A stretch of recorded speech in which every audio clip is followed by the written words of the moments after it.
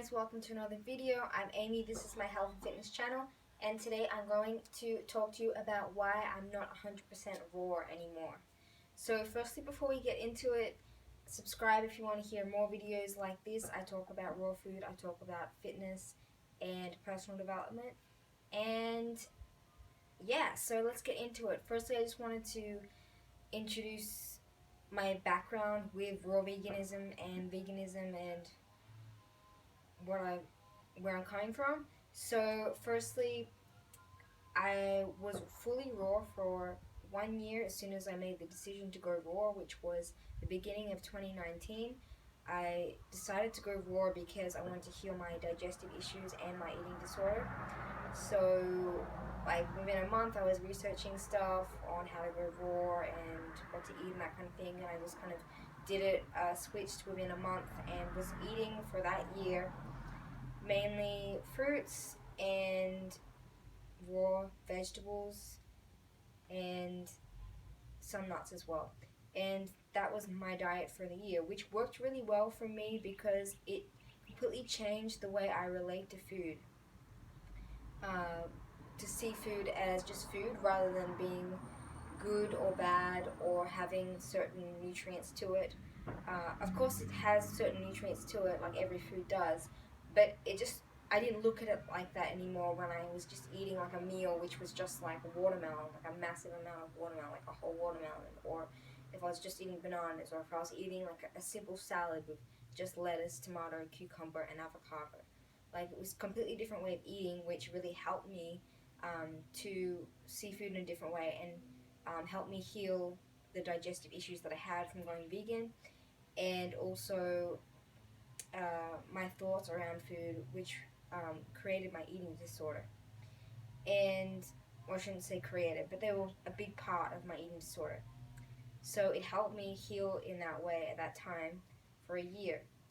And firstly, my first point on why I stopped going raw now, and I have not been 100% raw for about 6 months. I'm still like eating a lot of raw foods, like probably 60% of what I eat is raw, 60 to 80% per day, depending on what I feel like eating, is raw.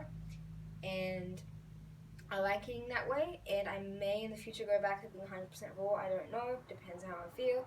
But these are the reasons why I am not doing it, at least for the moment, is because number one, like I said, I have an eating disorder, and I tend to be, for that reason, restrictive and like obsessive with like how I eat and what to eat. And because of that, like changing initially to a raw diet was super helpful for me to change that relationship with food. However, I got to a point where it was becoming, I noticed myself becoming restrictive again, and just in a way where, because like there are only like a certain amount of food you can eat with a raw diet unless you live in like a tropical like place, and I don't at the moment. So for that reason, like there's only so many foods I can eat, and because of that, I found myself getting a bit restrictive again, and that wasn't helping me get better. So I decided I had to include a few more foods in my diet, at least a few more, and just being unrestricted again. So that's what I did. I started eating some cooked foods. I started eating quinoa, buckwheat, sweet potato, oats, occasionally tempeh, and a few other things I can't think of. Oh, yeah, and cooked veggies as well. I'm still eating a pretty simple diet compared to what most people eat.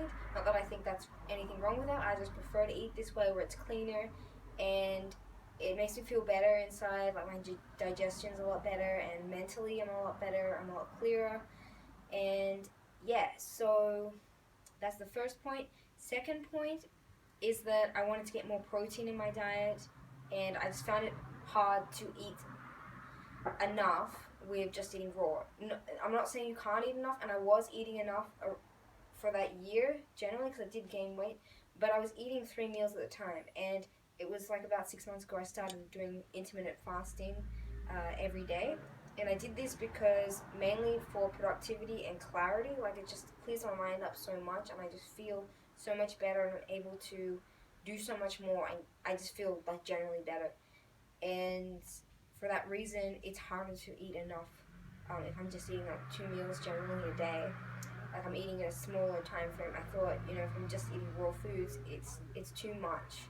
Like I can't get enough with just like 2 meals of raw meals. Just for me, it doesn't work. If I want, and I also started going to the gym again, so I wanted to increase my protein intake. Not that I think you necessarily need extra protein. You can get all your protein you need on a raw diet. You don't need heaps of protein. However, I did find that when I was eating like just vegan, I was eating more protein. That I was I was more muscular at the time anyway, just because I was training more generally, and I was probably eating more calories at the time too. But I wasn't healthy mentally, and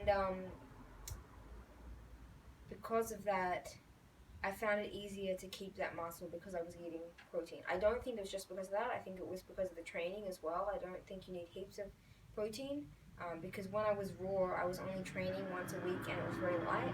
So that was part of the reason why I lost a lot of muscle.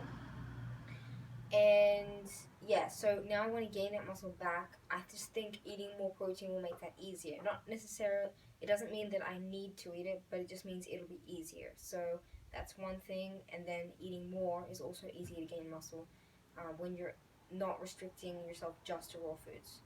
So my last point is just that it can be expensive to eat a raw diet if you want to eat good quality fruits and vegetables. Like if you want to eat organic, it's really expensive, and even if you're not eating organic or 100% organic, it's still pretty expensive.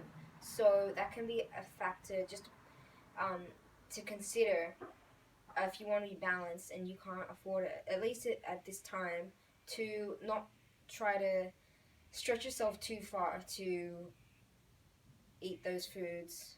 If you can't eat 100%, it's okay. And yeah, I just kind of wanted to share this video just to share a bit of my story and why I'm doing this. I'm not saying that it is necessarily something that you should do or you shouldn't do. Everybody needs to figure out what is right for them, and what is right for you now doesn't mean it's going to be right for you in a year's time, because like I said in this video, like what was right for me last year isn't right for me now, just because I'm in a different place in my life and I have different goals. And yeah, so you need to work that out for yourself, and you can learn so much from listening to other people, but always taking into account what your situation is and what you really need, whatever your background is, why you're doing this kind of thing. Um, don't just blindly follow people, but sure, get plenty of advice from different perspectives, because that's really helpful. That really helped me when I started going raw, and before that, when I was just going vegan, like 3 years ago, that helped me as well.